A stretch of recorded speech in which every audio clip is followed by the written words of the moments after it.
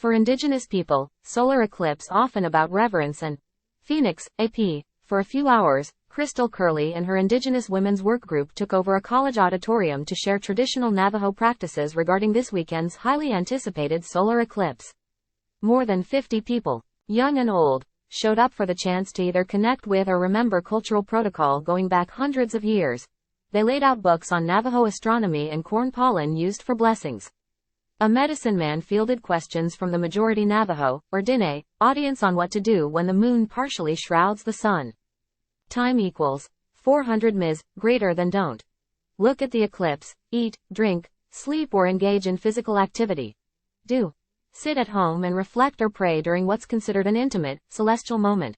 There's so many things we're not supposed to do as Diné people compared to other tribes, where it's okay for them to look at the eclipse or be out or do things, said Curley, executive director of nonprofit Indigenous Life Ways. The belief is pronounced on the Navajo Nation but not shared among all indigenous cultures North, Central and South America that will be in the primary viewing path for the Ring of Fire eclipse Saturday. Navajo, which has the largest reservation in the U.S., is closing well-known tourist destinations like Monument Valley and the Four Corners Monument to allow residents to be at home with curtains drawn in silence. Books on Navajo culture are displayed, Saturday, October 7, 2023, in Gallup, NM, during a learning session on how to observe Navajo New Year and the annular Ring of Fire solar eclipse. The prime viewing path for the eclipse Saturday will cut diagonally across the western U.S., including the Navajo Nation, the largest land base of any Native American tribe in Arizona, New Mexico and Utah. Shannon Spencer via the AP, Navajo-led tour companies also will cease operations during the phenomenon. Some indigenous groups elsewhere are using the occasion to pass down cultural teachings, share stories and ensure members, especially younger generations, learn sacred traditions. In Navajo culture, an eclipse is about solemnity, not spectacle. It marks the end of a cycle and the power of when the moon and sun are in alignment. When the sun is blocked, it is undergoing a rebirth. It also is seen as the moon and the sun embracing each other. Paul Begay, a Navajo cultural advisor for a tour company, plans to quietly sit at home in Page, Arizona. Begay said he was taught from a young age that deities are responsible for creation, starting with the first man and first woman, who traveled through 4 worlds. Begay described an eclipse as a disturbance, or death of the sun, which is considered a father figure in Navajo. Out of respect, he said, all activity stops. It's just a show of reverence, a show of being the way the holy people would want you to be, Begay said. Of course, the eclipse will subside in due time and activities go back to normalcy.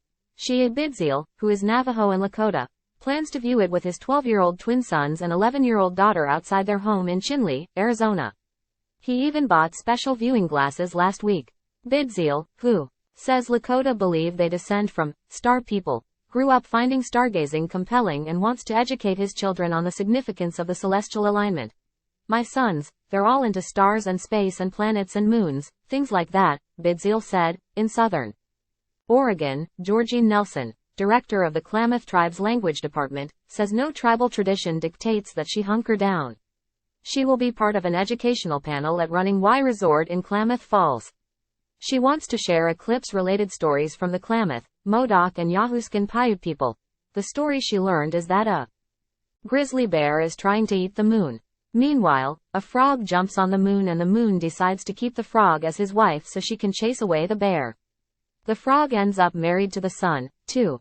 Our people used to gather when these eclipses started happening, calling for the frog to come, Nelson said. When the eclipse is over with, then that's the frog being successful in chasing the grizzly bear. Klamath Tribes officials won't be able to avoid the eclipse-driven fanfare.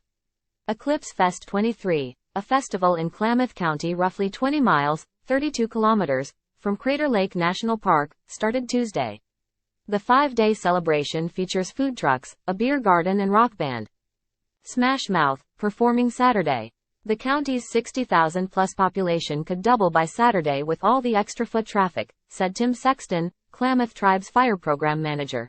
Just the sheer number of people over here at one time looking for places to stay overnight or even places to have a nice view of the eclipse could unwittingly do damage, Sexton said. A lot of these areas are remote. With this number of people, there's a tendency for folks to not want to stay in a big crowd and they'll go to areas they haven't seen visitors for a while. In Oklahoma, off the premier path of the eclipse, other tribes are recounting origin stories of eclipses, said Chris Hill, a cultural specialist for Native American programming in Tulsa Public Schools. In his own Muskogee Creek Nation tribe, the 66 tribal towns each have a unique story surrounding eclipses, he said. The story he grew up with was that a rabbit being chased by a little boy transformed into a little person and offered the boy 3 wishes. After food and friends, the boy asked for shade. So, the little person lobbed cornmeal at the sun, covering it, and proclaimed the moon and sun have been brought together. The little person then teaches the boy a friendship dance.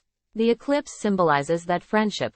During that time of the eclipse, we all pay homage, we all get silent. We all basically don't do anything during that time.